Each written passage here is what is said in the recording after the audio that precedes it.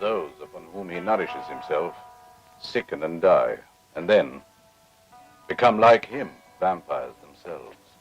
To kick off 70s week, I watched Count Dracula, the me-decades version of this timeless classic. I watched this on Tubi, where it's described as the most faithful adaptation of Bram Stoker's novel to date. And while that may be true of the setting, it is period accurate.